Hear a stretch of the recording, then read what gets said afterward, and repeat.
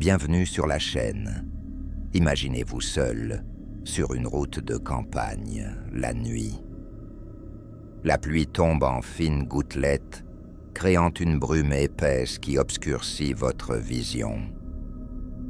Comme une vision, vous apercevez une silhouette en blanc, debout au bord de la route. Votre cœur bat plus vite, une sueur froide coule le long de votre dos.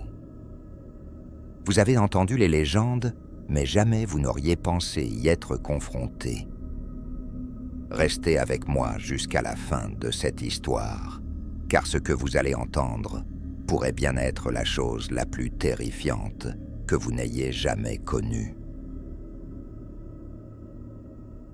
Je n'ai jamais été quelqu'un qui croyait facilement aux histoires de fantômes. Pour moi, elles n'étaient que des contes de bonnes femmes, des légendes pour effrayer les enfants ou pour occuper les soirées autour du feu de camp. Mais ce que j'ai vécu cette nuit-là a changé ma perception à jamais. C'était une soirée d'automne, froide et pluvieuse. Je revenais d'une longue journée de travail, fatigué et impatient de rentrer chez moi.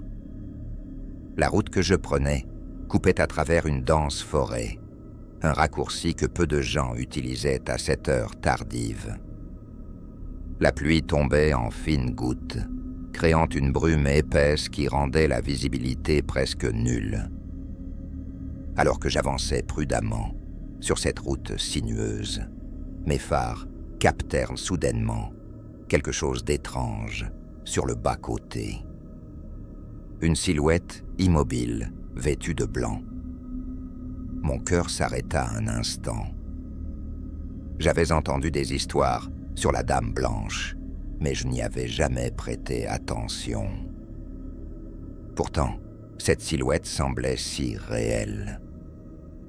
Je ralentis et m'arrêtai à quelques mètres d'elle. La curiosité, mêlée à une peur irrationnelle, m'incitait à ouvrir la fenêtre pour voir de plus près. Mais avant que je ne puisse faire quoi que ce soit, la silhouette se tourna lentement vers moi. C'était une femme, ses longs cheveux noirs et trempés collaient à son visage pâle. Ses yeux, vides et glacials, semblaient me transpercer. Un frisson glacé parcourut mon échine. Je voulais partir, mais quelque chose me retenait. Elle leva lentement un bras, pointant du doigt la route devant moi. Son geste était à la fois une invitation et un avertissement. Je ne sais pas pourquoi, mais je sentis qu'il fallait que je continue. Peut-être était-ce une curiosité morbide ou une force invisible qui me poussait. Je repris lentement ma route, jetant des coups d'œil réguliers dans le rétroviseur. La silhouette avait disparu, mais une présence pesante restait. Plus j'avançais, plus l'atmosphère devenait oppressante. La forêt semblait se refermer sur moi. Les arbres paraissaient former des silhouettes humaines dans l'obscurité. Au bout de quelques kilomètres, j'aperçus une vieille maison en ruine, à moitié cachée par la végétation. Une lumière vacillante brillait à l'intérieur. Mon instinct me disait de continuer ma route, de ne pas m'arrêter. Mais une force irrésistible m'incitait à enquêter. Je garai la voiture et m'approchai de la maison. L'air était glacial et silencieux. Pas un bruit, pas un souffle de vent. En m'approchant, je remarquai que la porte était légèrement entr'ouverte. Poussant doucement, je pénétrai à l'intérieur. L'odeur de moisissure et de pourriture m'envahit immédiatement. La lumière provenait d'une vieille lanterne posée sur une table au milieu de la pièce principale. Tout semblait figé dans le temps. Des meubles recouverts de poussière, des photos jaunies accrochées au mur, et au centre, une vieille poupée assise sur une chaise, regardant fixement la porte. Une sensation de malaise grandissait en moi. Je me dirigeais vers la lanterne pour l'examiner de plus près. C'est alors que j'entendis des murmures. D'abord indistincts, puis de plus en plus clairs. Des voix féminines, suppliant, pleurant, appelant à l'aide. Je me retournai brusquement, mais il n'y avait personne. Les murmures semblaient venir de partout et de nulle part à la fois. Pris de panique, je me dirigeais vers la porte pour sortir de cette maison maudite. Mais en posant la main sur la poignée, la porte se referma brusquement, me claquant presque au visage. Les murmures se transformèrent en cris stridents, résonnant dans toute la maison.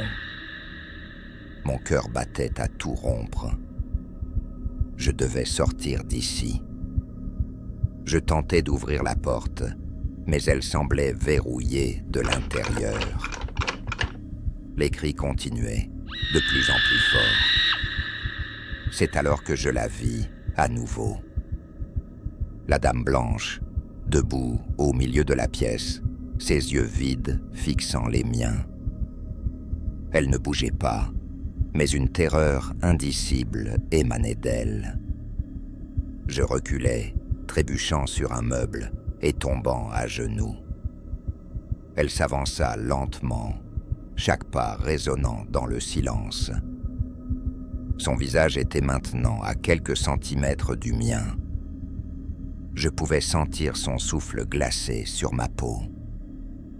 Elle ouvrit la bouche, mais aucun son ne sortit. C'est alors que je compris. Elle voulait me montrer quelque chose. Une vision s'imposa à moi. La même maison, mais il y a de cela plusieurs décennies. Une famille y vivait, heureuse et insouciante. Mais un soir, une tragédie frappa.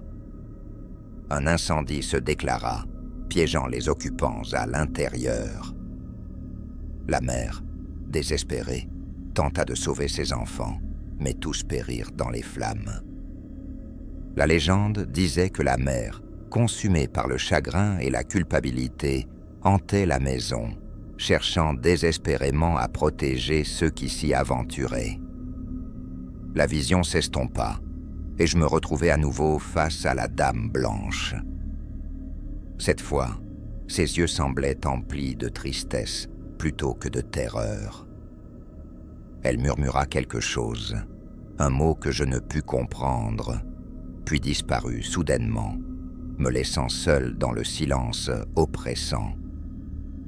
La porte s'ouvrit alors d'elle-même, et je m'enfuis de la maison sans me retourner. Reprenant ma voiture, je quittai la forêt aussi vite que possible.